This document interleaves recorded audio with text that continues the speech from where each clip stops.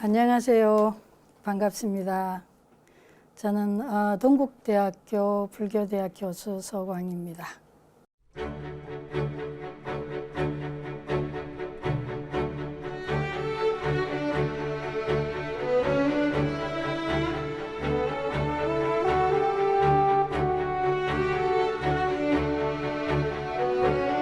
불교를 다시 묻다라는 큰 시리즈 강좌에 저는 이 강좌를 요청받고 좀 고민을 했었어요. 어떤 식으로 이 강의를 진행할 건가 고민을 하다가 제가 이렇게 강의를 하고 있는 학생들한테 이런 질문을 던졌었습니다. 만약에 지금 이 자리에 부처님이 와 계신다면은 여러분들은 부처님께 어떤 질문을 할 건가? 여러분들이 뭐가 궁금할까? 그래서 부처님이 이 자리에 와 계신다고 상상을 하고 각자 질문을 한 개에서 한 많게는 3가지 정도 한번 부처님께 한번 여쭤봐라.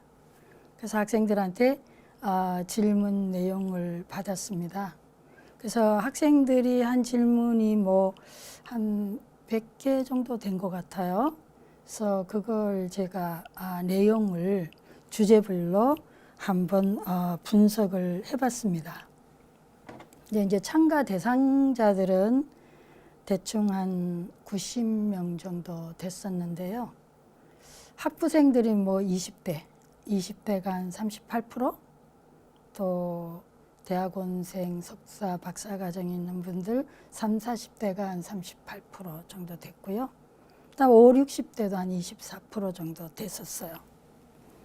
그래서 이제 이분들이 주로 관심이 있는 질문 내용을 제가 주제별로 분석했을 때 관심 있는 주제들이 주로 이제 여기에 적힌 내용들입니다.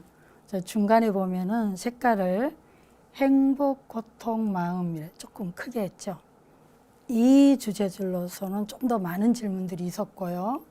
그 외에도 자비나 무아, 깨달음, 윤회, 이런 지혜, 이런 부분들에 대한 질문들도 꽤 많았고, 전체적인 질문들입니다. 재밌는 거는 지금 우리가 코로나로 인해서 여러 가지 사실은 사회 전반적으로 많은 불편들도 있고 변화가 굉장히 많이 있죠. 그래서 코로나와 관련된 질문들도 좀 있었고요. 자, 그렇다면은 이 질문들을 보시면서 여러분들이 만약에 지금 이 자리에 부처님이 와 계신다. 다 아시지만 유감스럽게 제가 부처님은 참 좋겠는데 전 아니고 상상을 해보는 거죠. 여러분들이 만약에 부처님이 계시고 그리고 여러분들에게 부처님께 여쭐 수 있는 질문의 기회가 있다면 여러분들은 어떤 질문을 할까? 뭐가 과연 여러분들은 궁금할까? 모르긴 몰라도 아마 여러분들도 여기 지금 20대, 30대, 40대, 50대, 60대 거의 참가자들이 같이 했기 때문에, 그리고 또 종교도 꼭 불자만 아니었어요. 원불교 교무님도 계셨고 기독교 학생들도 있고 종교는 천주교도 물론 있고요. 다양했습니다. 그래서 여러분들도 아마 질문을 이렇게 해보면 여기 어떤 주제들하고 연관이 있지 않을까 싶어요. 마음속으로 한번 난 뭐가 궁금할까? 부처님이 내 앞에 계신다면 난 어떤 질문을 하고 싶나? 이런 생각들을 한번 해보시면서 이 수업을 한번 진행해 보도록 하겠습니다. 그래서 앞으로 오늘 포함해서 이제 5강을 하게 되는데 이와 관련된 주제들을 가지고 정답은 부처님만이 가능하니 전 정답이라기보다는 여러분들과 함께 고민하면서 부처님의 가르침을 공부해 보는 걸로 그렇게 진행을 해 보겠습니다. 근데 이제 이 앞에 나오는 이 주제들을 가지고 우리가 답을 찾을 때 제가 생각한 거는 2가지입니다. 답을 찾을 때 내용적으로는 불교의 핵심 가치가 뭔가, 불교의 핵심 가치에 기반을 두고 그 답을 찾아볼 거고요. 방법론적으로는 실천 방법론이죠. 방법론적으로는 자리 이탈을 실천하는데 어떻게 자리는 뭐요? 나에게 이익되게, 나에게 도움되게, 유익하게, 또 타자에게도 유익한, 보통 상생이라고 표현해도 좋고요. 그걸 실천하는 데 초점을 두고 이런 주제의 답을 찾아보는 방식으로 이 강의를 진행할까 합니다. 그럼 먼저 불교의 핵심 가치인데요. 불교의 핵심 가치는 크게 두 가지를 얘기할 수 있는데, 첫 번째 이구등락입니다. 고통을 여의고 즐거움을 얻는다. 고통으로부터 그냥 해방된다고 편하게 생각해 보시면, 이거는 부처님이 맨 처음에 깨달음을 얻으시고 최초로 같이 수행을 했던 5비구 5분의 비구 스님들한테 설법했던 게 사성제 8정도거든요. 사성제가 고진멸도. 여러분들 뭐 굳이 필기 안 하셔도 괜찮아요. 그냥 편안하게 릴렉스 하면서 들으셔요. 그냥 아주 편안하게. 그리고 과연 그러한가, 여러분 자신의 어떤 경험에 비추어 보시면서 같이 생각해 보면 되겠습니다. 부처님 처음에 설법하셨을 때 사성제인데, 그 사성제가 첫 번째가 고통에 관한 거룩한 진리예요. 그러니까 그리고 고통의 두 번째가 고통의 원인에 대한 거룩한 진리. 세 번째는 멸제.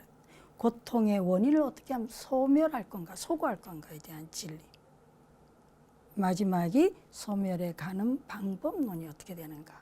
그렇게 해서 나오는 거거든요. 그래서 가히 최초로 깨달음을 이루시고 설법한 게 사성제라고 한다면 그야말로 이 핵심 가치가 맞겠다, 이런 생각을 해볼 수 있는 거죠. 이건 뭐 저만의 주장이나 이야기는 사실은 아닙니다만. 자, 두 번째 핵심 가치는 요익중생입니다. 중생을 이익되게 한다. 그 중생 안에는 대개 우리가 까닭 잘못하면 우리 자신을 제외시킬 수가 있는데, 여기는 철저하게 우리 자신을 포함하고 있어요. 우리 자신을 포함해서 모든 존재들을 유익하게 하는, 그게 불교 핵심 가치다. 그러면 두 가지 나왔어요. 이고등락. 어떻게 하면 우리가 이 삶의 고통으로부터 좀 더 편안하고 자유로울 수 있는가, 그거에 대한 거 하나 하고, 두 번째는 어떻게 하면은 모든 사람들을, 나와 너가 우리가 더불어서 서로 좀 더 행복한 길을 살 수 있게 하나, 이익되게 하는 길을 하나, 뭐 이거에 대한 두 가지가 부처님의 가르침의 궁극적 목적이라고 볼 수도 있고, 우리가 핵심 가치라고 했을 때는요, 궁극의 목적이라고 볼 수도 있고, 최고의 어떤 의미라고 할 수도 있고, 그 가르침의 어떤 중심 사상이라고도 생각할 수 있겠습니다. 그래서 여기에 두고요. 제가 조금 더, 사실 뭐 이걸 그렇게 뭐 강조할 필요는 없는데, 그래도 이제 혹시라도 기존의 생각, 불교는 뭐 깨달음을 추구한 종교가 아닌가, 이제 기존에 이런 생각들을 많이 하는데 왜 이게 핵심 가치냐, 깨달음이 아니고, 이런 생각을 하실 수 있어서 제가 그냥 뭐 몇 가지 예를 들어놨는데요. 첫 번째 보시면 유식에 이런 말이 나옵니다. 제일 세 번째 줄 보세요. 모든 중생들을 이롭고 안락하게 하겠습니다. 그러니까 불교의 많은 그런 논서들이나 글을 쓸 때 처음에 그 글을 쓴 취지를 밝히잖아요. 요즘도 이제 뭐 머릿말이나 저자 소개란 인문 이런 데 보시면 그 목적이, 이 책을 쓴 목적이 잘 나오는데, 우리 불교의 논서에도 이 글을 쓰게 된 목적, 동기 이런 걸 소개하고 있어요. 이거 유식 30성에 나오는 겁니다. 모든 중생들을 이롭고 안락하게 하겠습니다. 이게 이제 저자의 의도예요. 이제 기신론으로 넘어가면 또 조금 더 선명하게 나오는데, 이 마명보살이라는 분은 내가 이 기신론을 저술한 목적이 무슨 개인적인 안락이나 명예나 뭐 그런 걸 위해서가 아니라 중생들이 모든 괴로움에서 벗어나 궁극의 즐거움을 얻게 하기 위함이다. 이런 얘기를 해놨어요. 대승기실론도 또 불교 심리학의 유식과 마찬가지로 굉장히 대승불교 심리학의 어떤 제일로 핵심적인 교재라고 할 수 있겠습니다. 또 우리 조계종의 소위 경전이라 할 수 있는 금강경 내용을 제가 잠깐 또 소개해드리면, 금강경에 이 수보리존자가 처음 금강경이 이제 내용이 시작될 때 수보리존자가 부처님께 여쭙습니다. 보살이 안욕따라 삼약삼불이심을 바란 보살이, 그러니까 쉽게 얘기하면 최고의 깨달음을 얻고자 하는 보살이 어떻게 하면 되겠습니까? 어떻게 마음을 다스리고 어떻게 마음을 다루고 어떤 마음으로 머무르고 뭐 쭉쭉쭉 하면 좋겠습니까? 이렇게 물었을 때 부처님께서 세상에 존재하는 모든 중생들 한 중생도 빠짐없이 모두 해탈하게 자유롭게 해줌으로써 완전한 자유를 얻게 해라, 이런 말씀하시거든요. 그러니까 지혜, 최고의 지혜에 도달하려면 어떻게 해야 되냐, 내 마음을 어떻게 써야 되냐, 어떻게 수행해야 되냐 했을 때 부처님은 일체의 모든 중생들을 구제하라, 도와주라, 완전한 깨달음에 이르게 해주라. 그것도 그냥 깨달음이 아니라 완전한 깨달음, 이렇게 말씀하십니다. 그래서 가히 불교의 어떤 핵심 가치라 그럴까요? 그런 게 고통으로부터의 해방, 편안함, 자유, 그리고 중생을 이익되게 하는 것이 부처님 가르침의 근본 핵심이 아니겠냐. 뭐 밑에 또 제가 그냥 좀 뭐 요약을 해놨습니다만은, 이거는 이제 대승불교 수행의 이제 육바라밀인데요. 그러니까 고통의 이 언덕에서 열반의 저 언덕, 해방, 자유의 저 언덕으로 가는데, 그걸 뭐예요? 이 고통의 이 세계에서 자유의 저 해방의 저 세계로 가는데, 그 우리 뭘 타고 가야 되는데, 그걸 이제 하나 이제 고해 바다로 이제 은유적으로 표현해서요. 탈 것이 뭐냐? 이 육바람인데 보시, 지계, 인욕, 정진, 선정, 지혜 이런데 거기다 4개를 더 보태면 10바라밀이 됩니다. 그래서 이게 이제 저 언덕으로 해방으로 가는 뭐 깨달음에도 해도 좋고요. 글로 타고 갈 어떤 수단, 도구인데, 저는 이제 보시 첫 번째, 이 보시가 뭐 뒤에 나중에 또 많이 나오겠습니다만, 또 여러분들도 뭐 우리 불자들은 기본적으로 다 알고 계시죠. 법시, 제시, 무예시. 그러니까 법시라고 하는 것은 부처님의 가르침의 진리를 전달하는 것. 또 제시는 물질적으로 결핍되거나 필요한 자에게 물질적인 도움을 주는 것. 무예시는 요즘처럼 정말 마음이 불안하고 각종의 어떤 스트레스나 심리적인 고통을 겪을 때 그런 분들에게 편안하게 마음을 편안하게 해주는 그런 도움, 보시를 얘기합니다. 근데 이 보시를 할 때 저는 이제 이 6바라밀 또 10바라밀에서 가장 근본이 보시라고 생각을 하고요. 이건 저 개인적인 의견이기도 하고, 옛날에 언뜻 봤을 때 한경 어디에서 본 것 같아요. 근데 이 보시를 우리가 그냥 잘 하려면 완벽하게, 완전하게, 온전하게 하기 위해서는 이 이후의 과정들이 필요하다는 거죠. 수행이. 지계라는 게 일종의 절도인데요. 우리가 법을 전하거나 뭐 물질적인 도움을 주거나 정신적인 도움을 줄 때 이게 기본적인 어떤 절도가 있어야지 아무 때나 또는 내 주고 싶은 대로 이렇게 할 수는 없거든요. 가장 효과적이고 진정 도움이 되려면 양방향적이어야지 내가 주고 싶은 걸 아무 때나 이렇게 줄 수는 없어요. 그래서 굉장히 어떤 절도가 필요하고, 또 근데 내가 절도 있게 주려면 어떨 땐 주고 싶어도 도움이 안 된다면 참아야 되고, 주기 싫은데도 상대가 정말 도움이 된다면 유익하다면 내가 줘야 되잖아요. 그러니까 인욕이 필요해요. 그런데 그런 인욕을 내가 제대로 온전하게 잘 하려면 정진도, 노력을 해야 되는 거죠. 수행을 해야 되고 또 마음이 그냥 이럴 때는 이랬다 저럴 때는 저랬다 하면 안 되겠죠. 오락가락 고요한 선정도 필요하고 지혜도 필요하고. 그래서 어쨌든 제가 생각할 때는 이 보시가 보시 바람인 이 자체가 요익 중생이고 이고등락을 위한 근본적 목표다.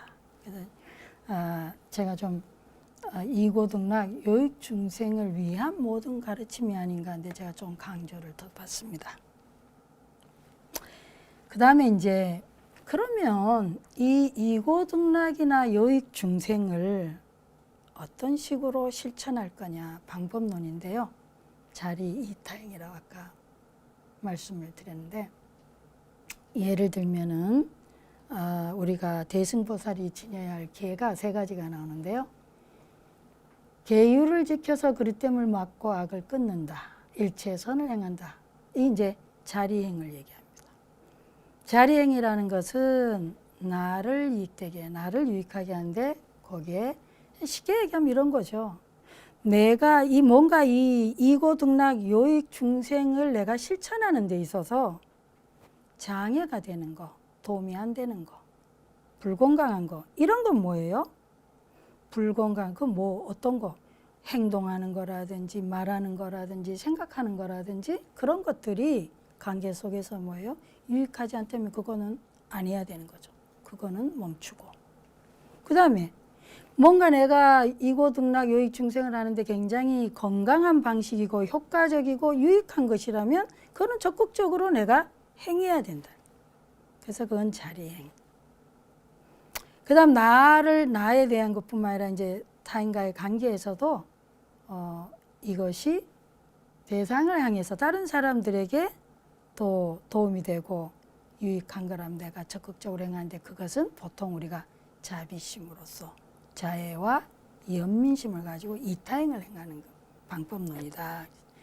어떻게 이고등락 요익 중생을 할 거냐? 그럴 때 자리 이타인데요. 구체적인 거는 바로 이런 방식이다. 이렇게. 근데 이제 또 자리 이타행에서 유식 30성에 보면요. 이게 또 잘 나와 있어요. 유식 30성에 보면은 우리가 깨달음을 이루는 5가지 단계에 이제 이 수행이 나오는데 첫 번째 단계가 자량이라고 해서요. 복덕과 지혜를 쌓는 단계입니다. 그래서 복덕을 쌓는 수행에서는 사무량심, 사서법 그래서 사무량심에는 이 자비, 희사에서 자애, 연민, 그 다음에 희는 기쁨이에요. 타자의 어떤 기쁨을 나도 함께 공감적으로 기뻐해 줄 수 있는. 보통 뭐예요? 중생은 기본적으로는 질투심이 나거나 부럽거나 그렇죠. 그리고 때로는 나의 경쟁 관계에 있는 대상에 대해서 내가 좀 상대가 좀 잘못됐으면 그럼 내가 이익을 취하고 이런 마음을 품을 수 있잖아요. 근데 그거는 이제 복덕을 쌓는 그게 어떻게 보면 굉장히 중생으로서 자연스러운 마음이에요. 그런데 우리가 자연스럽지만 우리가 뭔가 복덕을 쌓는 그리고 뭔가 우리가 좀 정신적으로 영적으로 성장하는 그런 마음은 아니니까 이제 기뻐해 줄 수 있는 그런 수행이고요.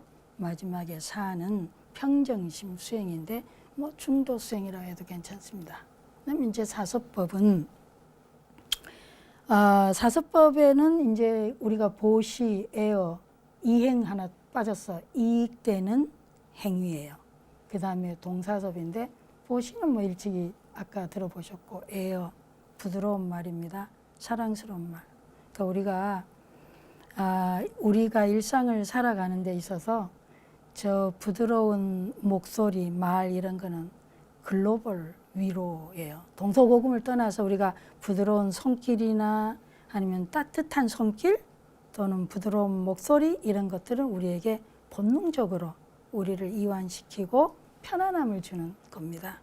그래서 우리가 이런 말을 통해서 또 보시를 통해서 그 다음 이행, 이익되는 행동을 통해서 동사는 이제 같을 동자대 일사자인데요. 일상 속에서 함께 일하고 함께 생활하면서 자연스럽게 그런 자리이타, 복덕행을 행할 수 있는 그런 걸 얘기합니다. 자, 그러면 이제 다음번이 지혜를 쌓는 수행인데요. 지혜를 쌓는 수행에서는 우리가 보통 37조도법에서 37가지 방법이 나옵니다. 그래서 여기서 사념처, 사정근 이거 일일이 다 말하면 좀 지루하기도 하고요. 인터넷 뒤지면 쉽게 저보다 훨씬 설명이 잘 되어 있기 때문에 크게 여기서 설명을 드리지는 않겠습니다. 근데 이제 저 사념처 같은 경우는 요즘 이제 명상 수행이 굉장히 이제 많이 뜨고 있는데요. 마인드풀리스, 마음 챙김이라고도 하죠. 거기에 가장 핵심이 되는, 기본이 되는, 토대가 되고 있는 게 저 사념처 수행입니다. 그래서 이 명상을 할 때, 알아차림 수행을 할 때에 내 몸에 대한 마음 챙김, 또 내 몸에서 일어나는 어떤 감각, 몸의 느낌들 알아차리는 거, 또 내 마음의 어떤 생각이나 인지나 이런 사고 과정이나 이런 거에 대한 기억이 될 수도 있고요. 의식이 될 수도 있고. 그런 것들에 대한 자각. 그 다음에 마음의 대상에 대한 자각. 이렇게 이것은 마음 챙김의 이제 기본이 되고 이것은 주로 지혜 수행에 초점을 두고 있습니다. 다른 말로 하면 또 이것이 자리행이라고 볼 수도 있어요. 그래서 이타행에 자리 이타했을 때 이타행은 연민수행, 자해수행이 될 수 있고 그다음에 이 자리와 이타, 복덕과 지혜를 함께 쌓는 수행은 보통 육바라밀이라고 육바라밀 수행을 얘기하기도 합니다. 그래서 기본에 이제 제가 앞으로 이제 이 5강을 하는 데 있어서 기본적인 거에 대한 개념을 설명드렸고요. 그 다음에 이제 그 질문 내용을 주제별로 분석했을 때 제일 많이 관련된 주제 중에 하나가 행복이라 그랬죠. 그래서 이제 오늘 1강에서는 이 행복과 관련된 질문들 그런 걸 같이 한번 공부해 보기로 하겠습니다. 행복과 관련된 질문들 중에 이제 대표적인 거 한번 뽑아봤어요. 진정으로 행복하기 위해서 어떻게 살아야 할까요? 이런 거. 행복하고 만족스러운 인생을 살기 위해 어떻게 해야 할까요? 또 어떻게 하면 행복해질 수 있을까요? 일시적인 행복을 얻는 법과 영원한 행복을 얻는 법을 알고 싶어요. 이런 이제 관련된 질문들이 주로 나왔었습니다. 자, 그러면 여러분 한번 생각해 보실까요? 여러분도 어쩌면 본인 스스로에게 본인이 질문해 보세요. 나는 어떻게 하면 내가 행복할 것 같다. 스스로 한번 생각해 보세요. 여러분들이. 나는 되게 뭐예요? 우리가 익숙한 거는 난 돈이 좀 많으면 행복할 것 같다. 아니면 난 사랑하면 행복할 것 같다. 아니면 지금 좀 건강이 좀 힘겨운 분들은 뭐예요? 내가 건강하면 좀 행복할 것 같다. 문제는 뭐예요? 행복이 제각각 좀 다르죠. 그래서 또 내가 지금 어떤 상황에 처했냐에 따라서 이것이 또 달라질 수도 있겠어요. 근데 제가 이제 몇 년 전에 자살 관련해서 논문을 한 편 쓰고 발표한 적이 있는데요. 근데 이런 질문을 받으니까 제가 그때 논문 쓴 게 잠깐 생각나서 제가 잠깐 메모를 해왔어요. 제 논문 안에서 조사한 것 중에 이런 돈과 행복이 관계에 대한 질문이 있는데 돈과 행복이 정말로 관계가 있냐 없냐 이럴 때 관계가 있냐 관계가 없다 돈과 행복에 과연 관계가 없나요? 이랬을 때 그래 관계가 없다 이렇게 대답한 데 보면 제일 많이 관계 없다고 나온 게요. 덴마크 사람들이 조사한 건데 47% 돈과 행복은 관계가 없다. 또 인도네시아에서는 44.2%, 핀란드 29%, 캐나다 19.5%, 미국 18%, 18.2%네요. 네, 쭉 나오는데 우리 한국은 7.2% 나왔어요. 여기 좀 몇 년 됐습니다. 제가 논문 발표한 지 몇 년 된 거니까. 한국은 제일 낮은 퍼센테이지였어요. 역으로 말하면 돈과 행복은 우리 한국이 비교했을 때 다른 나라 사람들에 비해서 훨씬 돈과 행복은 관계가 높다 이렇게 인식하고 있다는 거예요. 이제 또 다른 그러면 이제 또 제가 다른 또 이렇게 서치를 해봤는데 그럼 우리 한국민들이 역으로 이런 질문을 해본 거죠. 행복을 위해서 가장 중요한 건 뭐냐? 이런 질문을 했을 때 가장 많은 대답이 뭐였냐면 건강으로 나왔어요. 두 번째 배우자, 세 번째 자녀, 행복의 요인으로. 그리고 네 번째가 이제 소득, 재산, 뭐 직장 생활, 그다음 친구 관계 이렇게 나왔거든요. 근데 또 다른 거를 이제 제가 또 그 서치를 그 논문에서 서치한 건데 우리나라의 연령별로 자살 원인을 이제 이렇게 조사해 놓은 게 있었는데 놀라운 건 이제 10대는 학업 성적이었어요. 성적의 자살 원인의 1번이었고 제일 많았고요. 그다음 20대부터 시작해 갖고 60대까지는 거의 다가 제일 많이 나온 게 경제적 어려움으로 인해서 자살 원인이 가장 높다 이렇게 나온 걸 제가 봤습니다. 그러니까 제가 이제 이걸 논문을 그때 준비하면서 뭐 그때는 주제가 이제 자살이었지만 그래도 이제 우리가 여기 이제 지금 행복하고 관련해서 생각해 보면 뭔가 좀 일관되지 않는 어떤 현상같이 느껴졌어요. 왜 이럴까? 우리나라가 굉장히 돈이 많으면 행복할 것 같다. 경제적 요인 그런 부분들. 그래서 왜 이러나 생각을 해봤었는데 이게 우리가 살면서요. 우리는 행복에 대해서 진짜 별로 고민할 시간이나 정식으로 공부해 본 경험 별로 없어요.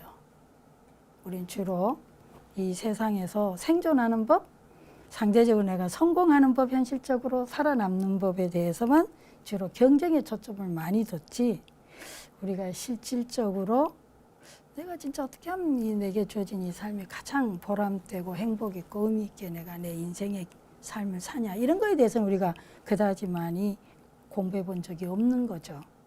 그러다 보니까 이런 질문들이 행복에 가는 게 그러니까 뭐예요? 우리가 정말은 행복하고 싶다죠.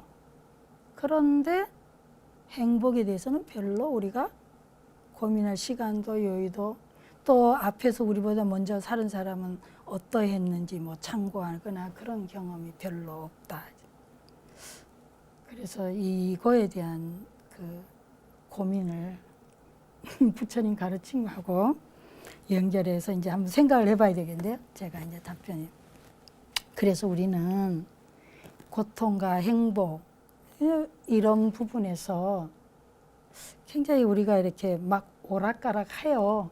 잠깐 어쩌다가 그냥 조금 뭐 좋은 소리 듣거나 기분 좀 금방 좋았다가도 약간의 뭐 피드백이 안 좋거나 조금만 뭐가 안 좋으면 우리는 금방 우울해지거나 무엇이 좀 불안하거나 아주 불만족스럽고 스트레스가 되고 그러니까 하루 중에서 일상 중에서 계속해서 마음이 출렁인다는 거죠. 왜냐하면 우리가 정말로 행복에 대해서 인생에 대해서 깊이 고민해 봤다면 그렇게 작은 자극에 일상에서 이런 상황에 대해서 우리가 그렇게까지는 안 할 건데 그래서 이런 부분에서 우리가 마치 고통과 행복이 동전의 양면처럼 그냥 수시로 우리가 감정이 그냥 출렁이고 마음이 이랬다 저랬다 이렇게 되는 게 아닌가 그런 이유가 결국에는 우리의 모든 일상이나 학습이나 이런 것들이 생존을 위한 노력 경쟁에 또 이런 그리고 경쟁하고 생존하다 보니까 뭐예요? 내가 뭐가 부족한지 내가 뭘 갖고 싶은지 이런 거에다가 상당히 많이 집중된 탓이라는 거예요.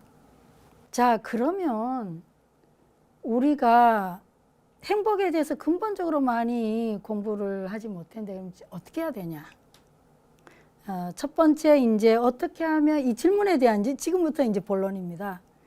어떻게 하면 우리가 좀 더 행복하게 살 수 있냐 이런 부분에서 첫 번째입니다. 우리가 생존을 위해서 노력하는 게 잘못된 건 아니죠. 경쟁하고 생존하기 위해서 삶으로 이렇게 공부하고 노력한 건 잘못된 게 아니고 현실적으로 필요합니다. 근데 너무 많이 어떻게 하면 우리가 행복하게 사냐보다는 어떻게 하면 우리가 생존해서 살아남냐 남보다 더 성공하냐 내가 뭔가를 더 많이 갖냐 이런 데 이제 치중되어 있기 때문에 우린 조금 균형을 맞춰줄 필요가 있다. 조금 더 조화롭게 우리가 하기 위해서는요, 어떻게 해야 되냐. 우리가 잠깐의 어떤 시간들을 가지고 내가 뭐가 부족하고 뭘 더 얻어야 되냐를 이제 우리가 늘상 뭐예요? 하드처럼 생각하게 되죠. 우리가 우리 문화, 교육, 사회, 경제적 시스템 안에서 이 자본의 세계에서요. 그러니까 우리는 약간의 우리의 마음의 평화를 위해서, 우리의 고요를 위해서, 우리의 마음 건강을 위해서 잠깐씩 시간을 가져서 틈날 때 우리는 내가 역으로 계속 뭐가 필요한가, 뭐가 부족한가, 이거에 대한 대응으로, 대치 방법으로 내가 뭘 가지고 있나, 내가 뭘 가지고 있나를 한번 생각해 보는 거죠. 내가 경제적인 불평감, 이런 어떤 불편이 있을 때 내가 그치만 뭘 가지고 있나. 그런데 이 목록을 해보면 생각보다 많이 가지고 있어요. 그리고 내가 너무 바쁘게 계속 그거에 쫓고 사는데 한 번쯤은 조금 멈추고 나의 일상에 있는 것들, 좋은 것들을 한번 음미해 보는 거죠. 우린 좋은 거는 막 그냥 넘어가잖아요. 이 맑은 공기, 요즘처럼 이 가을 햇살이 좋을 때 햇살을 이렇게 음미한다든지, 아니면은 차를 마실 때도 뭐 그냥 마시지 않고 차의 향기나 차의 맛을 음미한다든지, 아니면 걸을 때도 그냥 걷지 말고 그 걸음 속에서 나한테 이 발바닥 명상을 통해서 내가 이렇게 딛고 있는 거, 아직도 내가 이렇게 건강하게 걸을 수 있는 거, 그 건강도 굉장히, 아까 뭐 건강이 첫 번째 행복 요인으로 나왔잖아요. 아직은 내가 볼 수도 있고 들을 수 있고, 그 들을 수 있는 내가 좀 좋아하는 음악을 잠깐씩이라도 듣는다든지, 이런 것들. 그래서 뭔가 사소한 것 같고 하찮은 것 같지만 사실은 그것이 우리를 굉장히 편안하게 해요. 샤워할 때 그 내가 아직도 이 지구상에 사실은 맑은 물도 거의 뭐 많이 사라지고 있는데, 나는 아직도 이렇게 물로 내가 따뜻하게 샤워할 수 있구나, 이런 거에 대한 감사, 또 그리고 그런 거에 대한 느낌, 이런 것들을 음미하는 거예요. 꽃 한 송이, 풀 한 송이, 그런 거에 대해서 음미하고, 또 내가 가진 옷, 뭐 온갖 것이 다 가능합니다. 그래서 이런 어떤 일상에 감사하는, 또 일상에서 좀 뭔가 이렇게 사소해 보이는 것들, 그런 것들을 음미하는 거. 그리고 내가 이 나의 건강 상태, 물론 뭐 또 다른 한편으로 보면 뭐 이건저건 좀 아플 때도 있고 피곤할 때도 있겠지만, 그래도 여전히 내 안에 있는 어떤 그런 능력에 대해서 고마워하는 거죠. 그것이 첫 번째 방법이다. 소소하게 그렇게 우리에게 마음의 평화와 위안과 행복을 준 방법이고요. 두 번째 이제 방법은, 이제 이게 행복이요, 굉장히 주관적인 심리 상태거든요. 그래서 우리가 진짜 행복이 뭔지 개인마다 다 다르고, 그렇기 때문에 나는 진짜 어떨 때 내가 진짜 행복할까, 본질적으로 이거에 대해서 좀 본인이 생각날 때 한번 찾아볼 필요가 있어요. 나는 언제 무엇을 할 때 진정으로 행복을 느끼는가, 이걸 생각하면서 이거에 관련된 게 이제 우리 불교 부처님 가침의 핵심 가치를 얘기했었는데요. 핵심 가치를 발견할 필요가 있습니다. 이것이 이제 두 번째고요. 세 번째는 고제에 대한 진정한 의미를 통찰해 보는 건데, 이거는 이제 근본적인 해결입니다. 근본적으로 진정하게 행복해질 수 있는 방법인데요. 고통의 원인에 대해서, 그리고 그 고통의 원인을 내가 이해하고 좀 내려놓는 그 방식이 되겠습니다. 그래서 여기 고통의 왜 이거를 고통에 관한 거룩한 진리라고 했냐. 이 고통을, 이거를 이제 보통은 피하지 않고 직접적으로 이 고통에 대해서 내가 나의 고통에 대한 이해, 그 원인이 뭐 이분 답이 나와 있어요. 집착입니다. 그래서 그 집착을 내려놓는 이 방식에 대한 수행인데요. 여기서는 우리가 잠깐 실습 하나를 해 보겠습니다. 뭐냐면, 자, 여러분들 잠깐 여러분의 상태에서 그대로 가만히 다 내려놓으시고, 우리가 진짜로 내가 이 행복해지는 데 있어서 내가 인생에서 각각이 내가 의미롭게 가치롭게 여기는 건 다 다를 수 있어요. 근데 이 핵심 가치를 모르면은 내가 뭔가를 얻어도 그게 진짜 내 행복을 주는 건지 아니면은 이 핵심 가치와 관련이 없으면 우리는 불만족이나 스트레스 더 많이 쌓여요. 예를 들면 요즘 코로나로 인해 가지고 사실은 외부적으로 이렇게 관계를 좀 하기가 좀 불편하잖아요. 사람 대면하는 것도. 그런데 핵심 가치에 따라 굉장히 다릅니다. 자기 인생의 만약에 가치가 나는 늘 사람들하고 만나서 소통하고 얘기하고 소소하게 차 마시고 이런 걸 즐기는 사람한테는 소외감, 우울감, 단절감을 주죠. 근데 또 제 주변에 어떤 사람은 너무나 이렇게 바쁘게 살면서 늘 삶의 이렇게 현실에 쫓기다 보니 자기가 스스로 시간적 여유를 갖지는 못했는데 코로나로 인해 가지고 어쩔 수 없이 실직 아닌 실직을 겪고 있어요. 그러니까 갑자기 자기는 너무 편안하다는 거예요. 혼자 조용히 오랜만에 자기만의 시간을 온전하게 가지면서 그냥 공원도 한 번씩 산책하고 이른 아침에 이렇게 거리를 걷기도 하고 자기만의 시간을 가지면서 자기는 그 어느 때보다도 굉장히 즐거운 아주 만족스러운 시간을 보내고 있다. 이런 친구도 있거든요. 물론 우리가 경제적인 어떤 어려움에 직면하고 있는 많은 분들한테는 그다지 좋은 얘기는 못 되는 것 같아요. 자, 어쨌든 한번 나의 핵심 가치가 뭔가 한번 다 같이 명상 실습을 통해서 한번 생각해 보도록 하겠습니다. 다 같이 자, 편안하게 눈을 감으시고요. 부드럽게 눈을 감습니다. 그리고 심호흡을 한번 해보겠습니다. 천천히 편안하고 자연스럽게 숨을 쉬어 봅니다.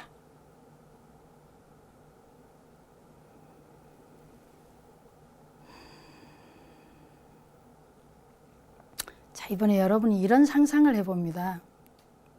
여러분이 지금 이 순간에 이 세상에서 모든 할 일을 해마치고 이 현재의 삶에 모든 일을 다 해마치고 이제 곧 다음 세상으로 가기 직전에 있다고 한번 상상해 봅니다.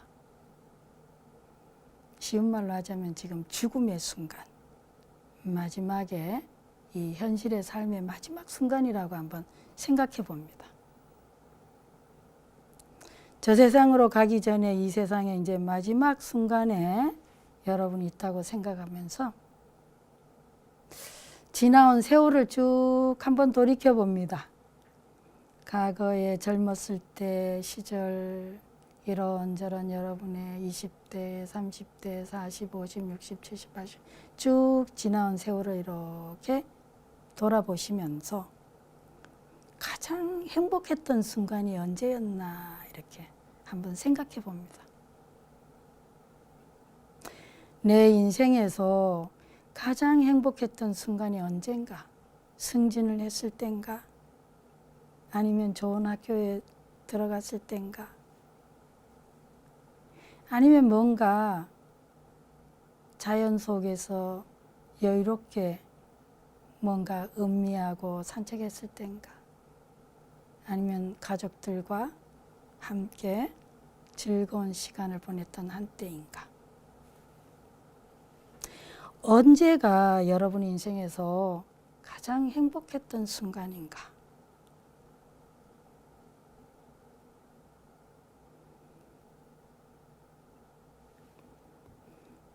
네, 이번에는 좋습니다. 자, 숨 한번 깊이 들이쉬고 내쉬시고요. 이번에는 이건 내가 죽기 전에 꼭 해봤으면 했는데 미처 이런저런 어떤 이유로 못 해본 거, 아쉬운 거 혹시 있는가 생각해 봅니다. 내가 다 했는데 그런 대로 이제 준비가 됐는데 뭔가 요것만은 내가 좀 더 하고 갈 걸 하는 뭔가 미련이 남는 아쉬움이 남는 또는 후회로운 게 뭔가 한번 뭐가 있나 이렇게 떠올려 봅니다.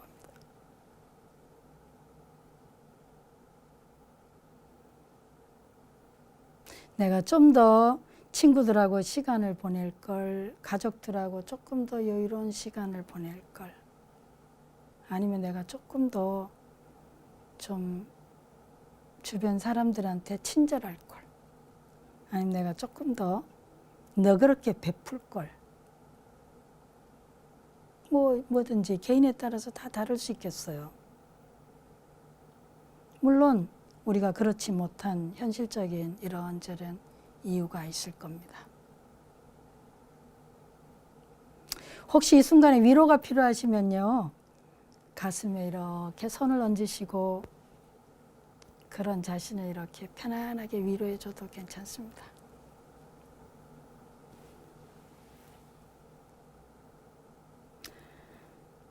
자, 심호흡 한번 하시고요. 숨을 깊이 들이쉬시고 내쉬고, 부드럽게 눈을 뜨겠습니다. 네, 부드럽게 눈 뜨세요. 참으로 다행스러운 거는 이게 여러분의 진짜 현실 속에서는 마지막 순간이 아니라는 거죠. 여러분 충분히 기회가 많이 있습니다. 자, 여러분들이 생각보다요, 저는 이거 가끔은 한 번씩은 제가 많이 해보던 실습인데요. 뭔가 이렇게 좀 갈등이 생기거나 뭐 선택에서 약간의 혼란, 이럴까 저럴까 할 때 한 번씩 해보는 거예요. 제가 하던 방식입니다. 내가 죽음의 마지막 순간이라고 생각해보면 어떨까?